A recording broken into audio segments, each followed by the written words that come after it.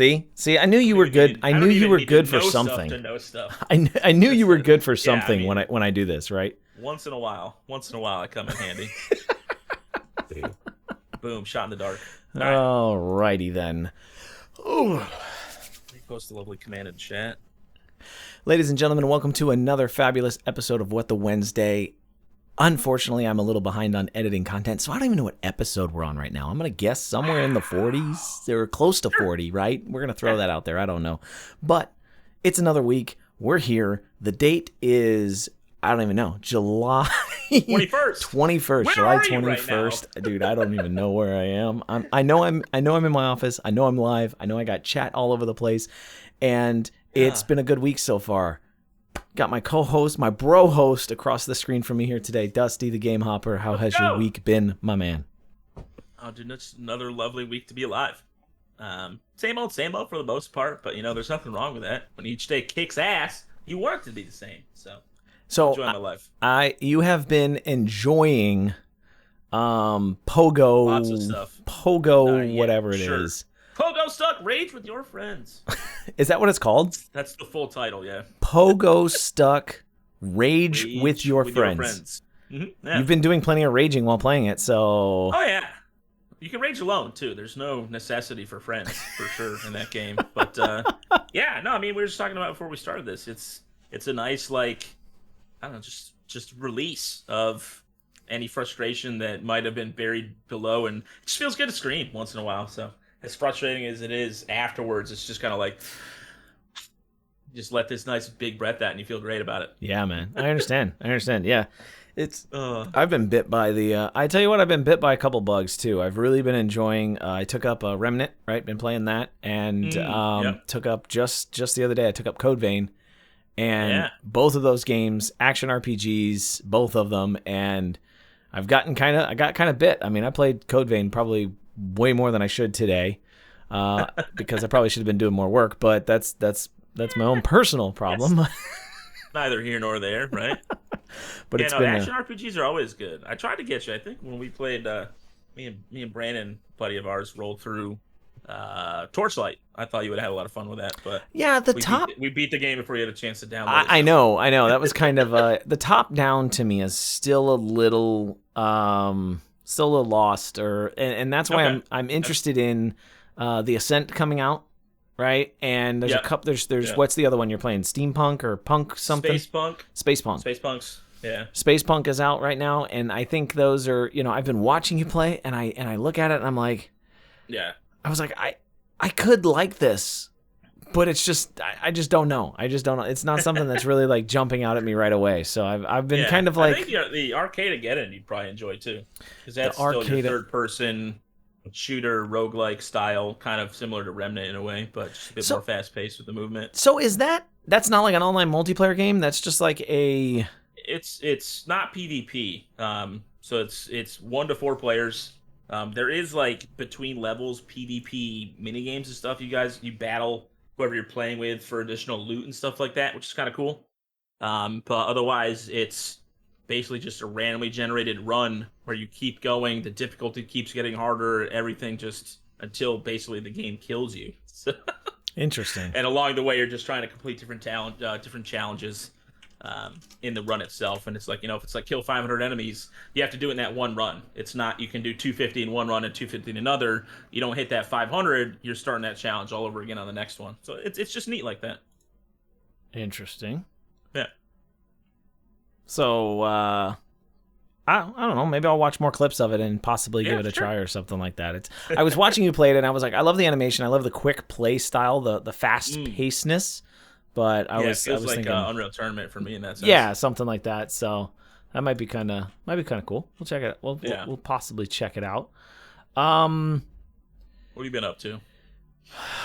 Tell us about your life, Q. Tell us about my life. Yeah, how you doing? What's going on? Nothing's going on. I'm waiting. Nothing. Just waiting, man. Nothing. Waiting. It's nothing. Waiting for that YouTube partnership. 30 subscribers from YouTube Partner now. Nice. 30 subscribers from YouTube Partner. So right around the corner, then. Those of you guys that are watching, if you haven't already subscribed to my YouTube channel, go do it right now. Yeah. Pause the podcast. In both our chats. Pause the podcast. Go subscribe to me on YouTube. Come back later. Yeah. That's my shameless plug. Thank you very much, guys. Boom. Appreciate it. I want to touch so we've got a couple of good topics tonight, and I think that we've got some interesting things to go over. First off, being I want to start with our this day in history, right? Ooh, this day in history. Perfect. Not Yeah, PC right. related today. Not PC related today, but on this day in history, it's actually it's the end of an era. Yeah. It's the end of an era. This day in history was the last day, or the this day in history was the final NASA space shuttle mission. Okay. July 21st, 2011 was the final space shuttle mission for NASA. So 135 missions and 30 years of history, and it came to an end today. So that's I think space exploration is one of those things, and we have now. It's just so convenient that this month, right? Yeah. This month, in the past it was in the beginning of July, and then just this week, we had the Bezos and the whoever the other guy was that just went up, the other guy, doing their first commercial space flights, right? So True. Yeah. Interesting Bezos to see. Is just touching space while Elon's navigating it. Huh? Bezos is just touching space. Yeah. So there was two of them. Elon is navigating it. Yeah, so there was two. Elon's way ahead in the game. Oh yeah, sure. Elon's I think Elon came from space. Let's be honest with ourselves, right? That dude's an alien. You see on Men in Black, right? Men in Black International, they got that little clip of Elon Musk. He's an alien. Yeah. Done. 100%. I'm done. with you. So, but yes, that was our This Day in History.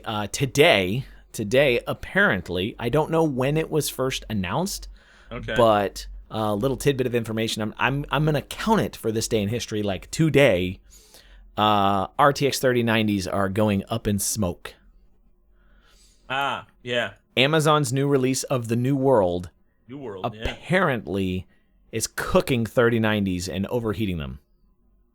Now, who do we blame on that? Is that's just software unoptimization? So the game just needs to be reworked? I'm terrified. I mean, so there. I played the alpha. I played the alpha on my 1080 Ti. No problems, right? No issues at all. The only thing I think of, and apparently this is only relegated to the 3090.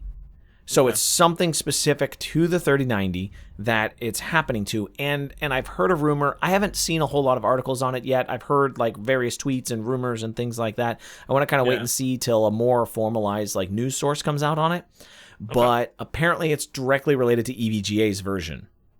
So they're talking about it. Strange. Yeah, they're talking about it's a power issue or something along that line where it's not something. Again, you're right. It's something about the game, the driver, and EVGA's equipment that causes a power issue that causes the card to overheat and it actually just cooks the card. So I'm curious too if are people that are doing this, are they cranking up the graphics? Or is it is it just if it runs idle, it does it? And if you leave the game on, it's going to cook itself? Or is it you've got everything max settings everywhere that it's doing? Oh, I've got a 3090, I'm going to turn everything right? Yeah.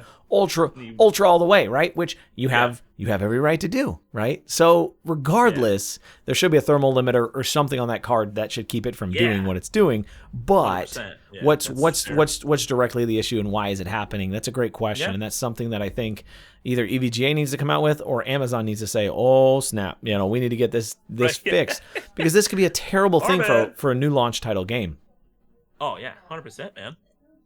That's especially when you're buying the best of the best graphics cards. That's not a cheap graphics card to have burn out.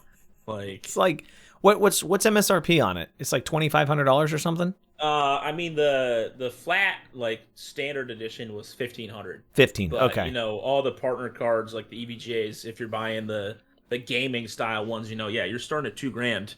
Yeah. And sure, you might have an RMA where you can return it and get one back, but there aren't any to get back right now. I know. That's if I lost this card right now, it'd probably be 6 months before they're able to send me a new one. That's a big issue. That's a big issue on that there. It's keeping cards in stock. The manufacturers just aren't, right? They're not around. It's a big issue.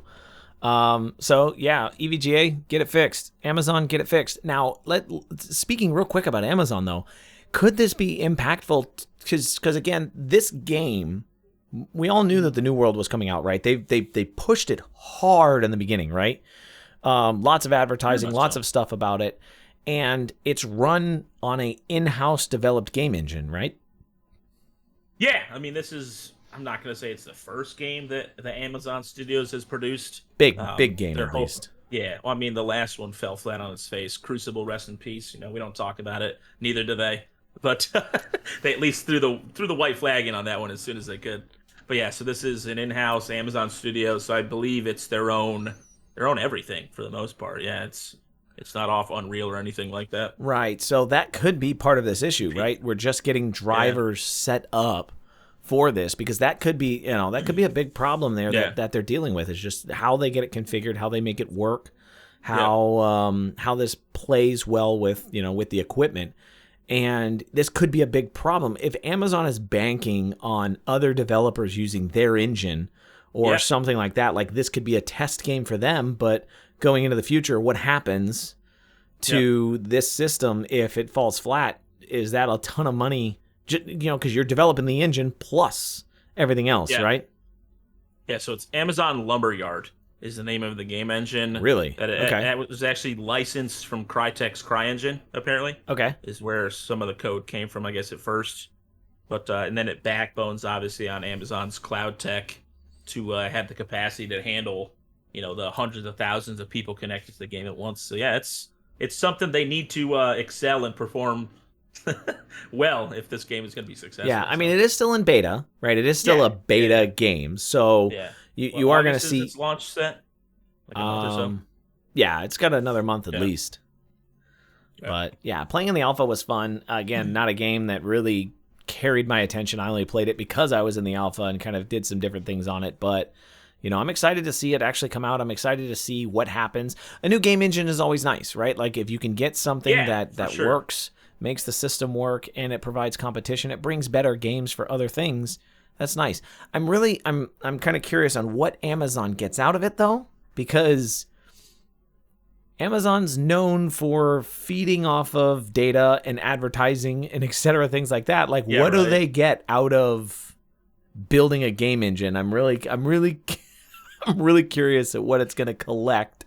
Or just what to prove that they can. Yeah, I mean, maybe that's the case. Maybe they just want to turn something. I mean, obviously they own Twitch, right? So maybe they want to have some benefit there, and maybe they have a different vision for Twitch in the future, or something like that. And this game engine is a proponent for that.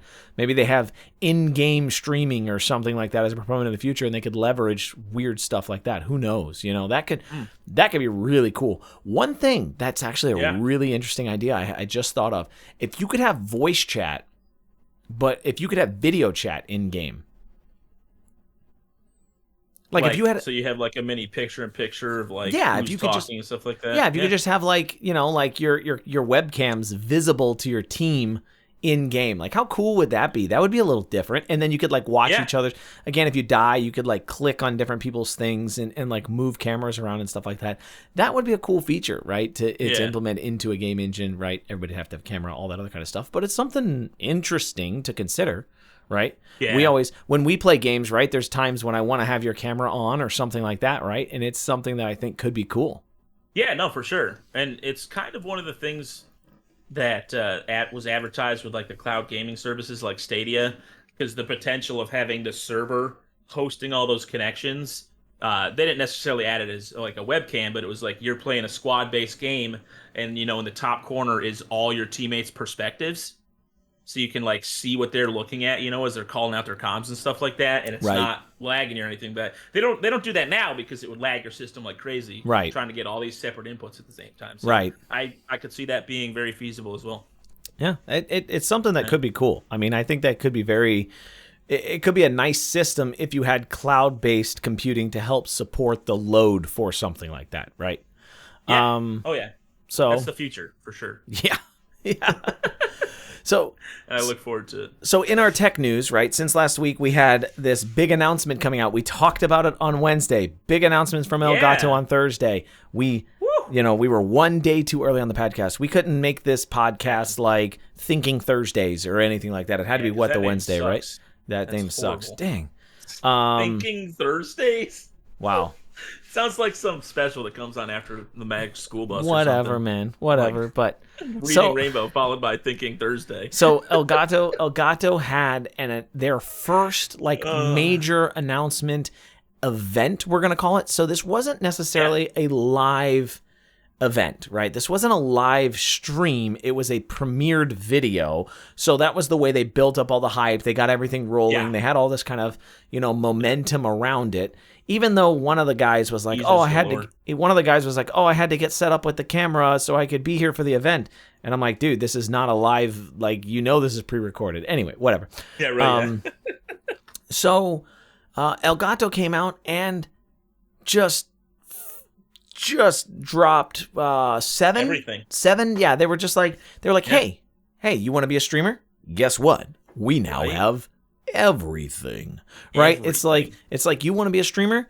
Pretty soon, I wouldn't be surprised if you can't buy a PC kit through Elgato. Yeah. Like if they partner with somebody and they're bundle, like, man. go to our website, buy this PC, this mic, the blah blah blah, blah, right? You buy it. Here's a streamer bundle, and it's got everything in it.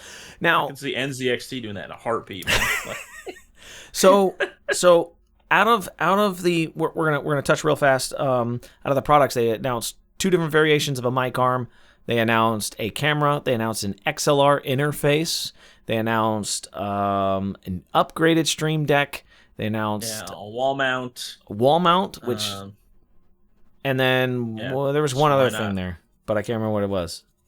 XLR, new Stream Deck, arms, the software to go with the camera itself, obviously. Website. I think that's it. So out of all of that, I was down. I was like ready. I was like, if we get a 4K 30 webcam or a 4K 60 webcam, I'm buying it. Like I don't care. $250. Or an action cam. Yeah, or an action camera. $250. I'm down. Let's go. Boom, dropping it, right? And I have to say, thoughts on the camera. Like let's be honest with ourselves. Thoughts on the camera. I was thoroughly unimpressed.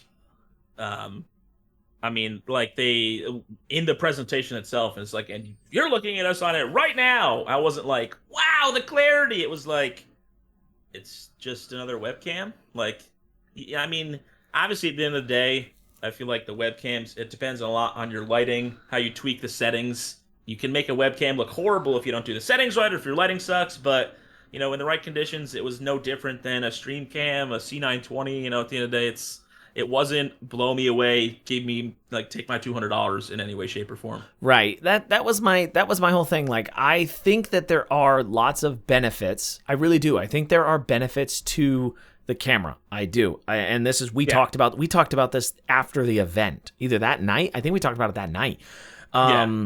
That there are a lot of benefits to the camera. I think it does have some good quality to it. I do think it meets the demand for somebody who's looking for something specific, but I don't think that it's worth $200, right? I think they're basically taking a $120, $140 product. They Elgato-fied it and charged $200 for it.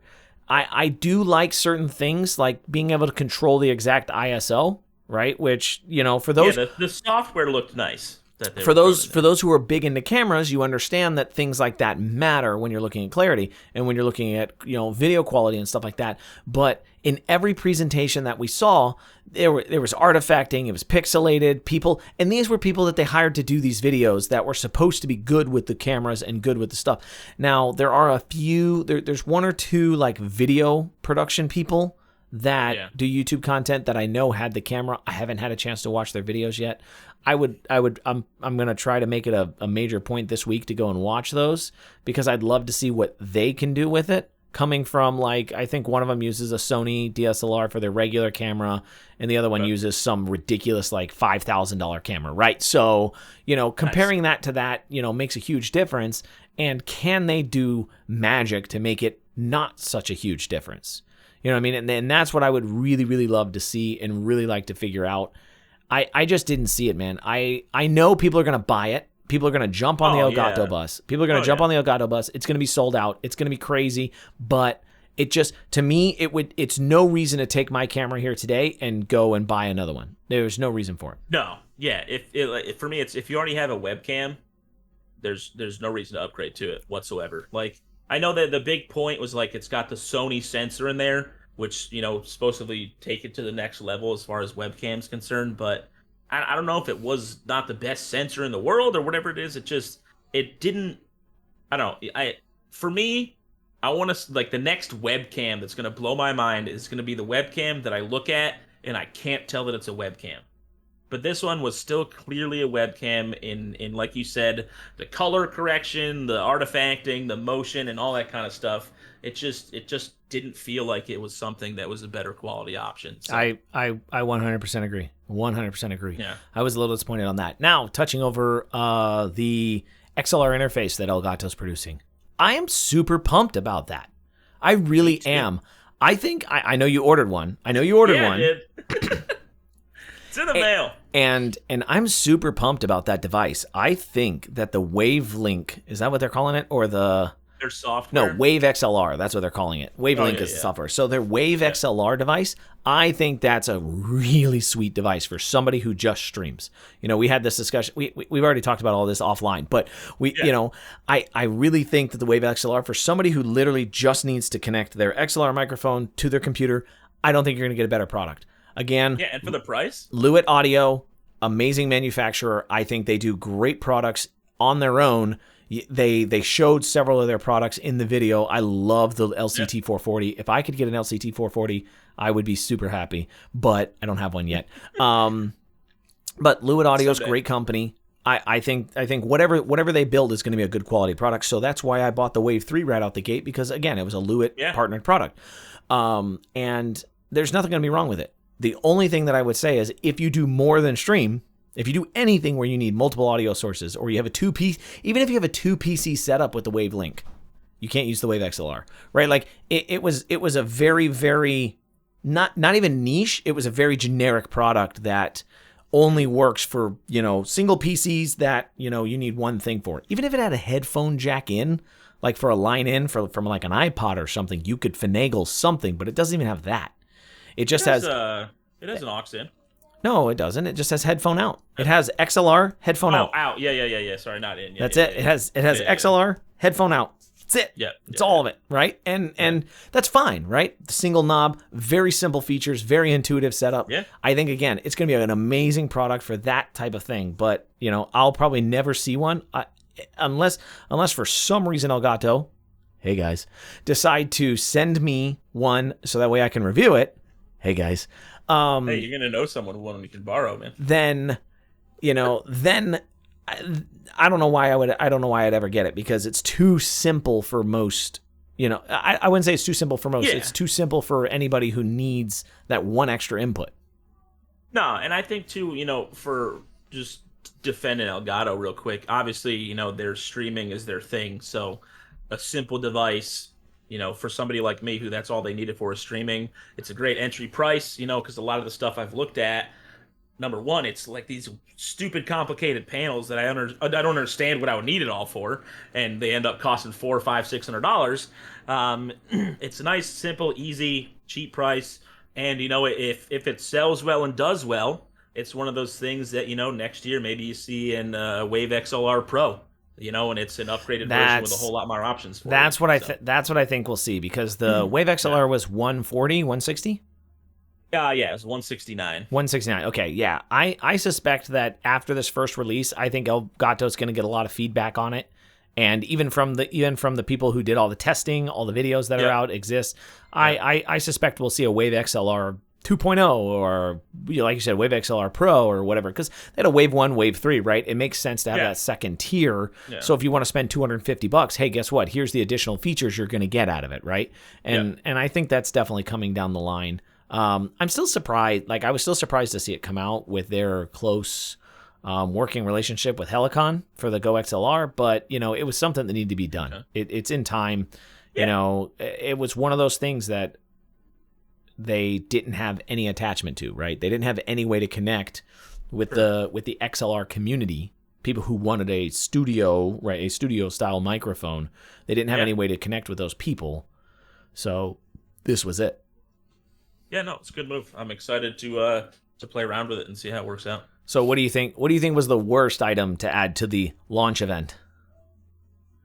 The Stream Deck 2.0. The Stream Deck Mark 2.0. Do you really think so? whatever the Or heck the they whatever? wanna call Yeah, it. the Stream Deck.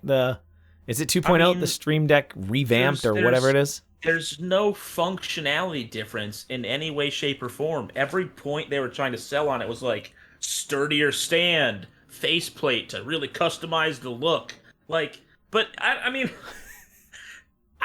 even like at this point now, I've learned what all my buttons are on my Stream Deck, so I don't look at it. Like, I reach over, I kind of know what row, push the button. Because if I'm sitting here going like this every time I do something, like that's not good for your content. Right. No one's gonna see it. Like, I know. You would never have it anywhere on stream that anybody would see it either. So why does it need a faceplate that's like purple? Unless you had like a unless you had some kind of crazy overhead camera to where, but even then, still, like if you wanted it to blend in, or but yeah. I totally agree with you there. I mean, USB-C port, woohoo! Like what? I mean, cool. What are we? Attachable, good for you. Yeah, I was really lost on that and why it was even announced as an, it's a version upgrade. It's not a new product.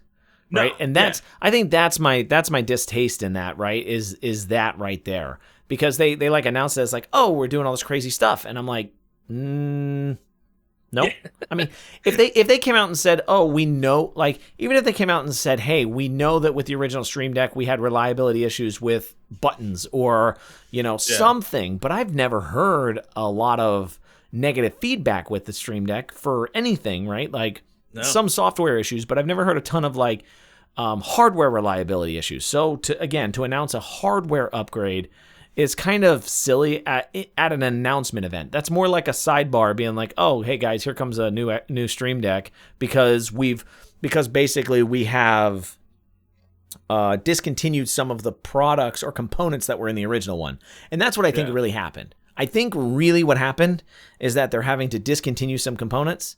And so they had to make a decision, and they're like, okay, because we'll see, because right now it's just the middle one, it's just the regular size. The Mini and the XL are still on the old platform, and that was the other thing. I was like, why do one and not all of them? It's like they changed the provider for their miniature LCD screens or something like that, like LEDs. I don't know, man. It's again the fact that, from what I read, there's nothing that changed literally at all about how it actually performs or the innards of the device. You can't call it a Mark II and give it a new stand and a faceplate. Like, you should just sell those as accessories. Oh, you already have a Stream Deck. Here, buy a new stand and a faceplate for $20. Yeah. And then I'll agree, the stand sucks. I'll give them that. For me, the first one, but for me, the big laughable thing was them announcing like this crazy wall mount.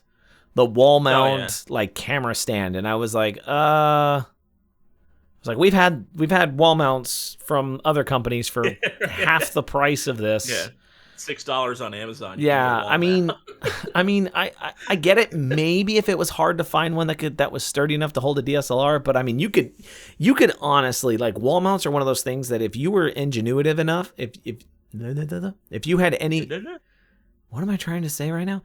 If you had just a little bit of ingenuity, you could like craft something that would hold like a 50-pound weight on your wall, right? I mean, like, you could make something work so that way you could do it. And that's, I was like, this is another one of those. I was like, they're really just throwing this product in here because it's an announcement event for something else. Like, this is not an announceable product. It's like, hey guys, we made a $5 stand and they're going to charge $35 for it. Yeah, right. Everybody cheer. You can put it on the wall and it'll hold things.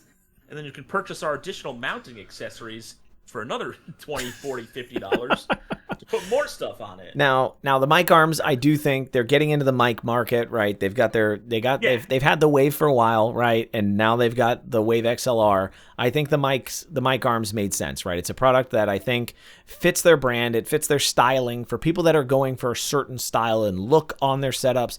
I think the mic arm's a good decision. The low profile mic arm, I know you've got one coming as well. Yeah. It looks neat. I think you've got a really cool concept, and it's something I hadn't considered. When I was looking at the event, I was like, who the heck is going to use this low-profile arm mount? I can't see how this is going to work. But when I heard that your situation and how you're going to use it, totally makes sense now. I think it's going to be valuable for people that want to use it like that, wall mounting it so that way it's lower to wall mount. Or if you wanted it to come straight out and up or something, I could see a few creative ways, because there are some issues like my Rode. I can't make it come far, like I can't make the back arm, the arm that goes straight up, I can't make it go flat to be able to go straight up afterwards. I can't make a like a low shaped L, whatever. I have to make a R or something. I don't know. I'm trying to explain it. The nice thing about the secondary arm is obviously it swings this way, but it also has an up access. Mm-hmm. So like you can have the back one come out and then the other one comes out and up to get like a mic more into your face or something. Right. I Which, mean, for me, I just want to get the mic away from in my face, and just so kind of come around my back monitor and just out front. So the mic's like not any really different in its position, just coming from the bottom instead of the top. Yeah, makes sense. So yeah, it's something cool. I think that's a good sell by them. Is there anything in the event we didn't talk about yet? I think that was everything. Oh, the Creator Studio. Yeah, so you can go on their website and kind of design in 3D space what you want your studio to look like, which I don't know. I mean, it's gimmicky, neat, I guess. To me, it's one of those things. I'm like, nobody's room looks like this. Like, it's not even in your room. It's not your space. It's not like, to me, it was one of those things where, like, you can't put a triple stand monitor on it. You can't like, add a headphone hanger for it. You can't add your tower onto the desk. Like, you can't take the tower off the desk. You can't move anything. You've got, like, tripods in the corner with soft boxes and stuff. And I'm like, this isn't even an Elgato product over here.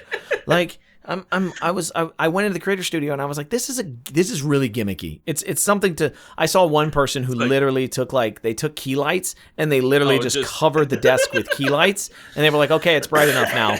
That's great. And then they put the camera, like, then they put the face cam on top of they're like, okay, it's bright enough now, you know. Yeah, and I feel like that'll lead to more memes than anything. Yeah, that's what I was like. I don't understand who was thinking, like, I didn't buy this product because I couldn't place it on a virtual desk that is no shape, no shape and or form of mine.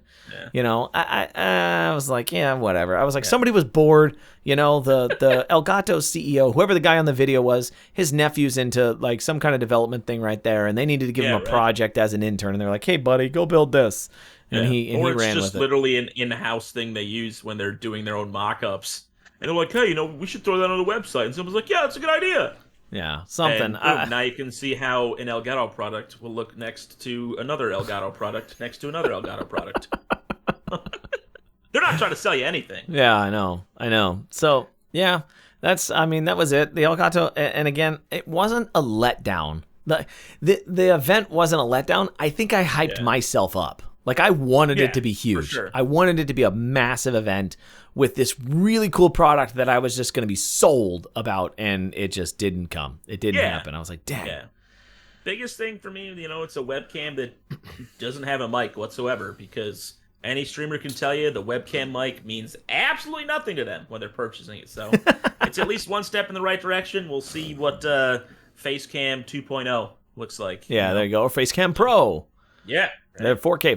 Facecam 4K. That's what it'll be called. Right? There you go. I like that. But so moving on, Twitch did announce new DMCA rules, and they kind of went through, started talking about it again, and really I read through them, and they make total simple sense, right? Like, that's good. Twitch is going to be the mediator between the content creator and the claiming party, and they're going to transfer back and forth the issues that are at hand.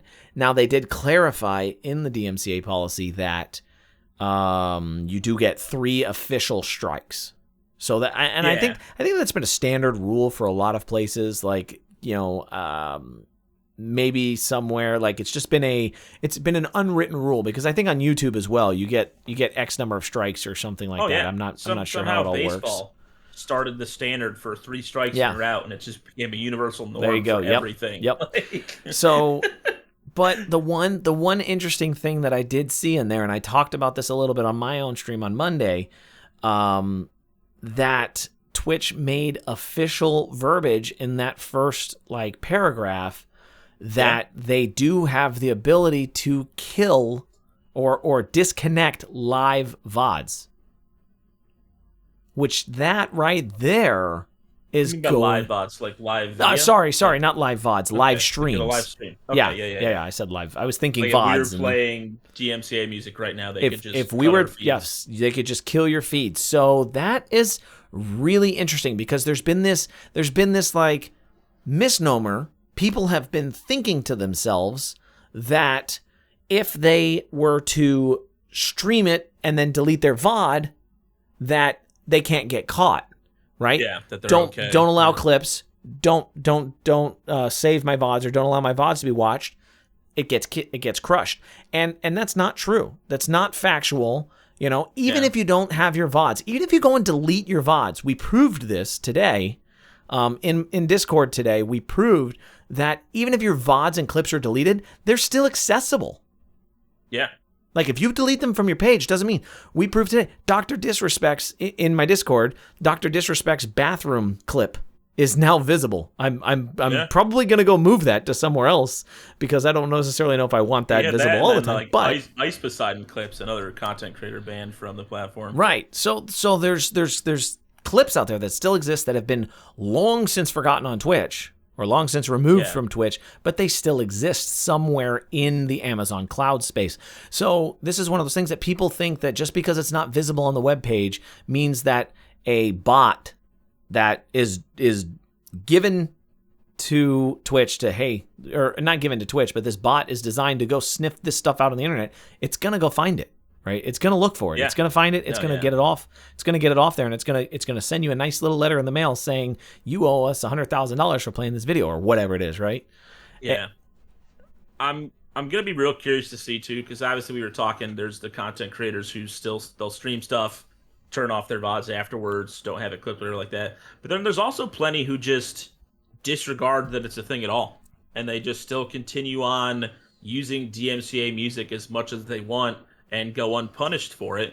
And I'm going to be curious now that they've come out with a more official stance, if we're going to see something or see some strikes start to happen to these people who are still just going about using it on a regular basis. I'm sorry, you're asking if Twitch is going to actually stand up to their own rules? Yeah, be proactive and do something. Hey guys, am I dreaming right now? Is he actually asking this question? Because could be, yeah. Hey man, I gotta stay positive and hope for the best here, right? Like, we know. I mean, you know my thoughts on that. I don't think they're not even going to come close. It does make claims in there. I will say it does make claims in the DMCA rules that the claims don't come from Twitch. They come from the rights holder or whatever it is. Yeah. So I don't think we'll see, Twitch make any stance on smaller ones. And honestly, the rights holder, here's the thing. If you're a small streamer, the rights holders aren't going after you. They know they can't take you to court. They know they have no leg to stand on.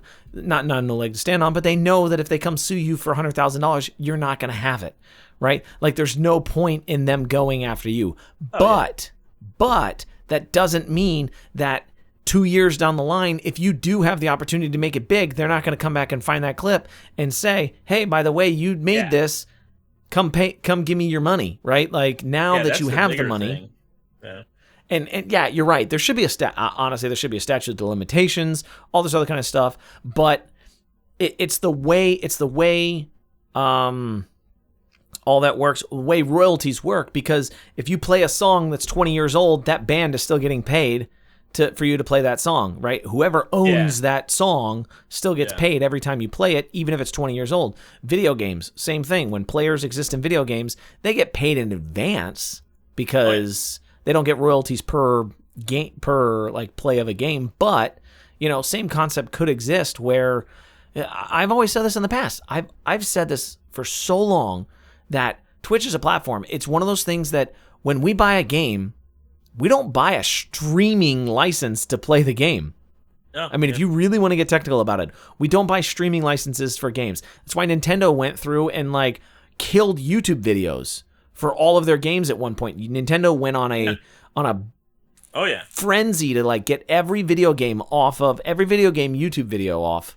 And it's something that as a culture, gaming's pretty much allowed. But if it ever came to the point where if a developer was like, we're not making any money, we need to get some cash flow. Hey, let's go hit up all these people for, copyright infringements on our content. Yeah, make the sweep. It's a really weird area.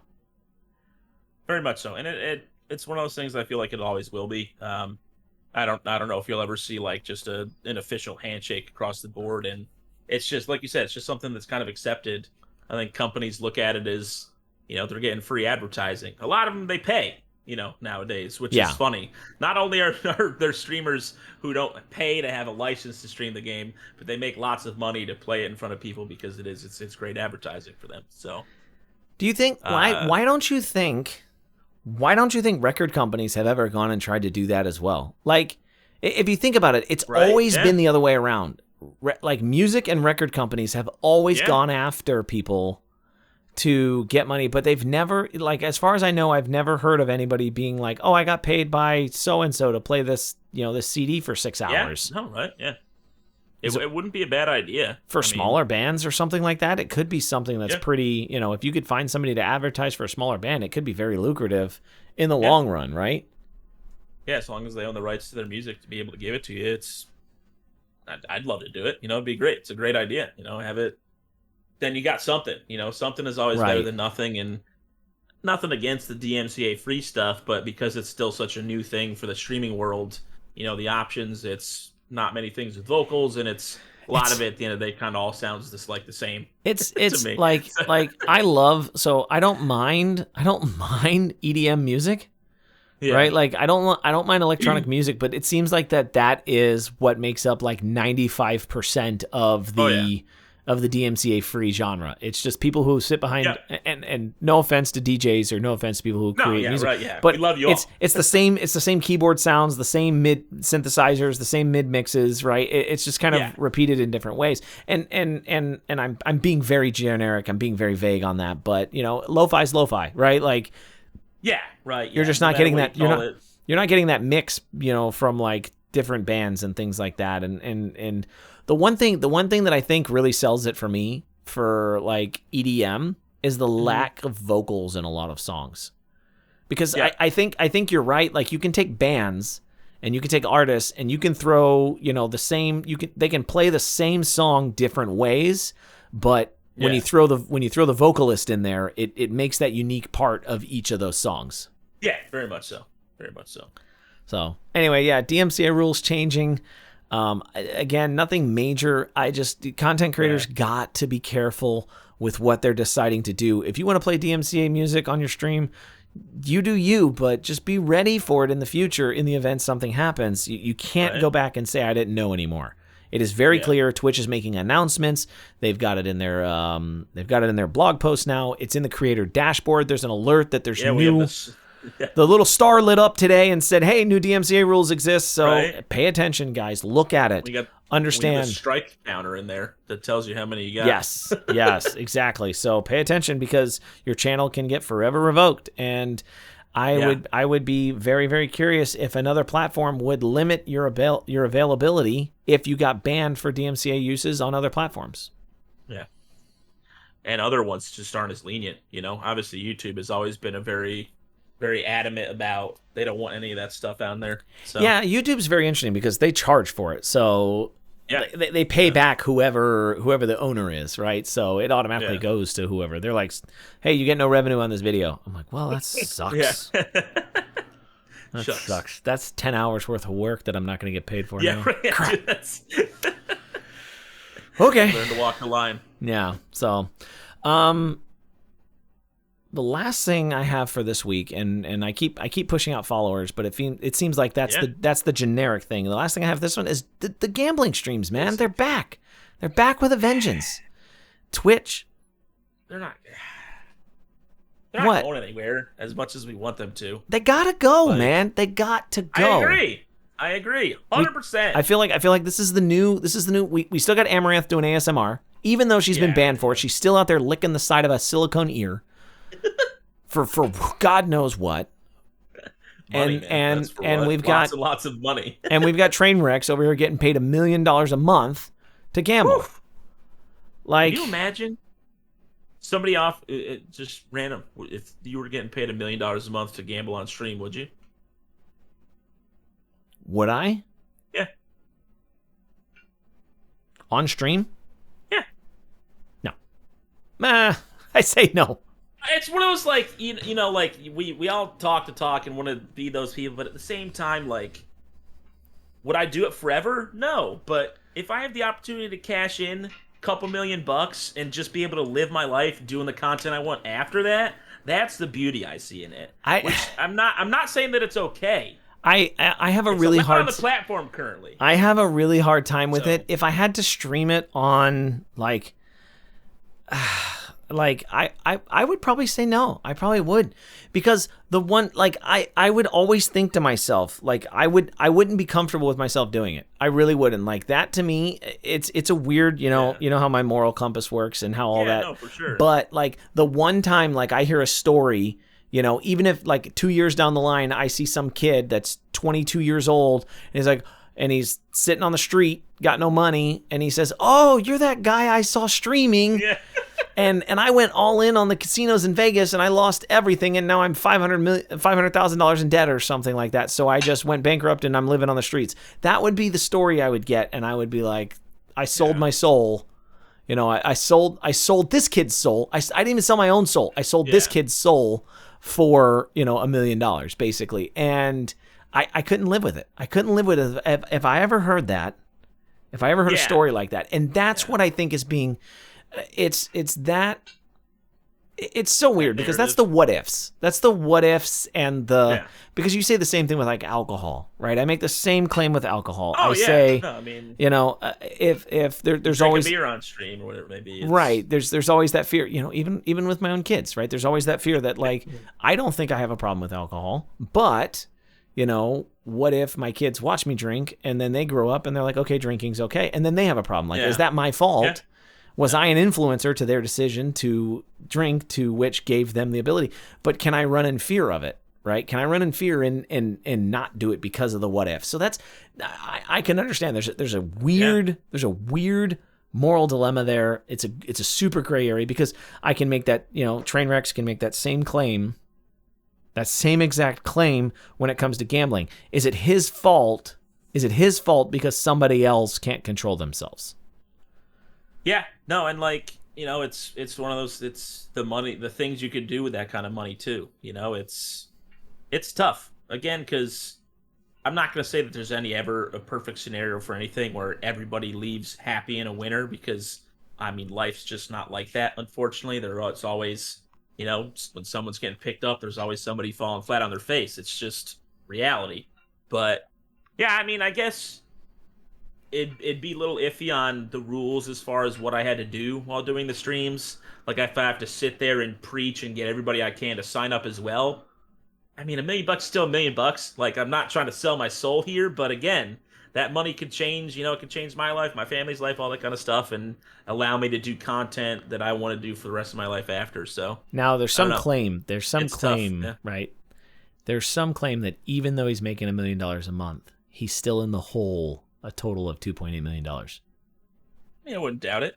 If he's betting big money. I've never watched any of his streams, to be honest. I just know of Trainwrecks. I've seen him clips and stuff here and there, but I couldn't imagine. See, and that's the other side of it. I can't imagine. Like, I can't fathom.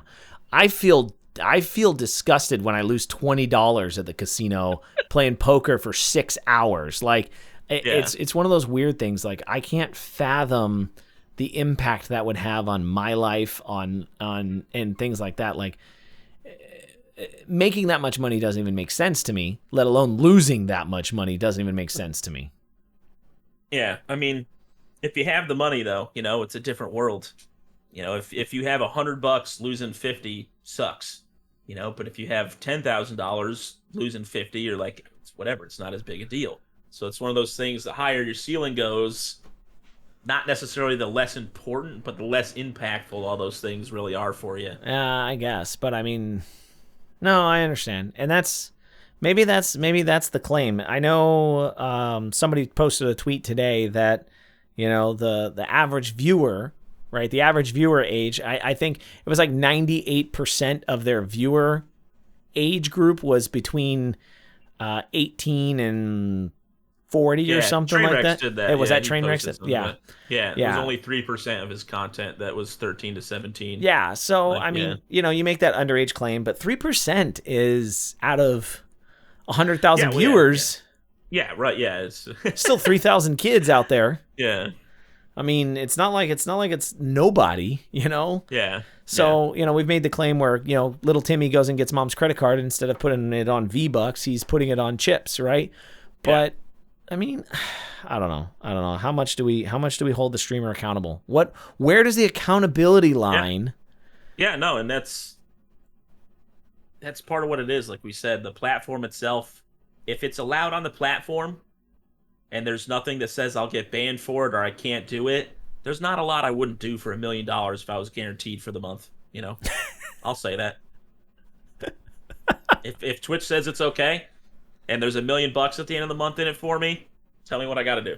But that's $1 million, man. Like you said, it's a huge number to wrap your head around. So here's the thing. Like, if a streamer were to go out today and say, like, Tim the Tatman, right? Tim the Tatman was sponsored by Reese's. I don't know if he still is, but he was. He was sponsored by Reese's. He says, go get a Reese's. Go eat a Reese's. Go do this, right? Go get a Reese's. If somebody came back and ended up with type 2 diabetes because they ate 1,000 Reese's because Tim the Tatman told them to, would you be having the same argument? No, it's just because it's one of the well-known vices in the world, which you're not wrong. Like, the vice of food and stuff that's bad for you is probably more rampant at the end of the day, especially with the United States on a whole and stuff like that, the obesity problems, things here like that. But it's the hot topics like gambling, drugs, alcohol, and things like that people are going to talk about. Yeah, as I think more and more about this, I don't like it being on the platform. I really don't. I don't think it should be. But I don't think we have a leg. I don't think we have a leg to stand on to make it a bannable offense. Like, Twitch has to come out and say, we don't like it being here. Yeah. No, yeah. And I don't know, because it's a different territory. Honestly, it's a different territory to me than sexual content. Yeah, no, 100%. And obviously, it's. I'm never going to encourage anybody to go gamble, especially with money that you can't afford to lose. Like, because obviously, plenty of people ruin their lives. It is an addictive endorphin rush. When you get that big win, you want to go back for more, or you see other people do it. But if it's allowed, I don't like seeing it. I'm with Q. I want it to be gone because there are younger people on the platform as well. But Twitch has got to make the stand. We can't all sit there and be like, we don't like it, don't do it, and expect something to change. Yeah. No, I 100% agree. That's Twitch's inaction there is Twitch's inaction builds the drama. And we've talked about, did we talk about this last week? I think we even talked about this a little bit last week, where Twitch's inaction is when we were talking about the lewd line. We were talking about the lewd line and how the lewd line exists because Twitch doesn't want to piss anybody off. They want it to be, and honestly, maybe they want it to be in the news. Maybe they want to build drama on it. Maybe they want the attention. Yeah. Right? Yeah. Good press, bad press brings people to the website. And from what I understand, I've been hearing that Twitch has, after years and years and years of existing, right? We all know, what was it? It was like 3 years ago now. Mixer died. 2 years ago, Mixer died. Whenever it was, rip Mixer, right? When Mixer went out the window, right? Mixer died because it couldn't turn a profit. From what I've heard and what I understand, Twitch is claiming that they have a profit, but apparently Amazon is eating a ton of their costs, right? Twitch isn't real. Apparently, I don't know 100% of how true this is, but some people are saying like the books are not necessarily cooked, but they're just not. They're not responsible for a huge portion of their operating expenses, so they get to look like they have a whole bunch of revenue on the books. So if Twitch isn't turning a profit, this could be a huge thing for them to just keep making money as best they can, right? Like, whatever way we can make money, we need to. And we've been claiming that, we've been making these claims over the past, 6 months that every decision Twitch makes seems to line their pockets. Well, if they're going broke, right? If they're not making any money, then it makes sense, right? That's what they're trying to do. Yeah. Yeah, I mean, trying to think. Do we think that there's these online betting companies that are paying to not be taken down? Lobbying? I You don't mean know lobbying to because Twitch? obviously there's no, I've never seen like a gambling ad on Twitch, so there's no advertisers that are No. I don't think there's taking anything advantage of those along that channels. line. Yeah, I don't think there's anything along that line. But I think what it is they're getting subs and or bits the out of it. viewership numbers. Yeah, It's viewership numbers, it's subscriptions, it's bits, right? They don't want to do anything to impact their viewer culture. And yeah, while the viewer culture, I think the viewer culture is being damaged because of it. But yeah. I think Twitch is doing it because they need to find a way to keep the revenue in, because if they piss these people off and all those people leave, they're going to really be hurting. What, Trainwrecks? Like, if you were to think about it, like the people that are in the news right now is Trainwrecks, Amaranth. There's a few other ASMR streamers still that are fairly decent sized. And there's another big gambling streamer. There's like one other one that's a big gambling streamer. I don't know who it is, but so XQC stopped, but XQC did it, and he actually came out, apologized. He said, he did. Yeah. He came out, apologized, said, I don't like it. I don't want to do it anymore. I think it's morally wrong, right? And he was getting addicted himself. Yeah, and he's a proponent against it. So now he's come to the realization. He's like, nope, I don't like it. So with all of that, right? Like, how do you? Not with all of that. Where was I going with that? No, if you were to kick these creators off the platform or ban that type of content, right? How many viewers would leave? Probably not that many, but it could be majorly impactful, right? It could be majorly impactful. I think where we're going to start seeing some issues is advertising, right? I think we're going to start seeing some issues for advertising. Yeah, if we start to see more like poker stars and different kinds of advertisements. When you used to watch like World Series of Poker on on sport on ESPN. Yeah, on ESPN. You used to watch all that, right? That all the advertisements were pokerstars.net, blah blah blah blah blah blah blah, right? And if those advertisements start making their way to Twitch, I think we'll see a very bad turn to the platform. Yeah. You don't see a lot of it now because I do know, like, countrywide, the laws for online poker and things like that are very, very iffy, very vague. You don't even want to, like in the U.S.? In the U.S., there's only, like, 3 states that are actually allowed to do online poker. Yeah. Some stuff, there's rules for where, like, if it's real money, casino type things outside of poker, they allow stuff, but like it's just one of those things that still hasn't really fully been defined. So there's websites, they're run out of, shacks in the UK, and right, and they get away with it. So. That's where I mean the European Union, their new gambling rules are so insane. Like, they're super strict on that. Like, that's the whole thing with loot boxes and other games, right? When the loot boxes were the big deal because it was like an addictive form of gambling, trying to get certain things, right? So we haven't even touched on the fact, like, people haven't even considered the impact that these creators could have on Twitch as a brand in Europe. Twitch could get completely shut down. The FBI could turn around and say, nope, we don't like it, shut it down. And those guys could be crushed, like, and it comes back on Twitch because Twitch is allowing it on their platform, right? So there's some things out there that the FBI of the European Union, I said FBI, but I was thinking in Europe, I don't really know, but like Interpol, sure, but yeah, it could be one of those things, and I don't know how it's gonna play out. It has to be something they nip in the butt sooner rather than later. Because I do think right now, like all these content creators, some of the big ones with some of these controversial issues, it's not like that's how they started their content. They obviously did other things at first. Where Trainwrecks, I'm sure if he just stopped gambling and still did his other things, he's still going to get the same viewership. If it dips, it's not going to be like half his viewers were there just because he was gambling. And same thing with Amaranth. She's a very smart individual, and she'll find something else to do to keep the people entertained and come into her channel as well. So it's just, they got to get rid of it. Because I know I've seen like online casinos or poker room websites that actually say like, go over to our Twitch, we're live now and we're doing giveaways.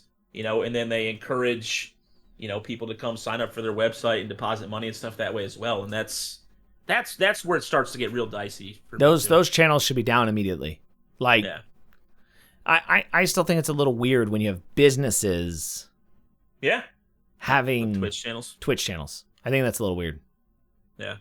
I don't know. There's something about that, especially when you do content that Twitch doesn't necessarily approve of. But we'll have to save that for another week, guys. We are rolling right on our 1 hour mark. Again, we're pushing back our followers discussion because there are other things that come. Hey, listen, we want to talk about the more relevant topics. The followers discussion is something that I have like in the back pocket for a week that, it's a little bit of a dry spell on drama and news. When we got drama and news, I like to talk about it. So let's do that first. So, ladies and gentlemen, yes. Spicier the better. We'll get some hot sauce out and we'll do it the right way. But can't wait. Ladies and gentlemen, thank you for listening in this week. As always, you can find all of our content on Spotify, Cloudcast, Apple Podcasts, Google Podcasts, wherever it exists. I believe it's there. Everywhere. It should be. So if it's not, you tell us where we haven't put it yet, and I'll make sure to get it there. And we'll put it there. I'll put it there. You tell me where to put it, and I'll put it.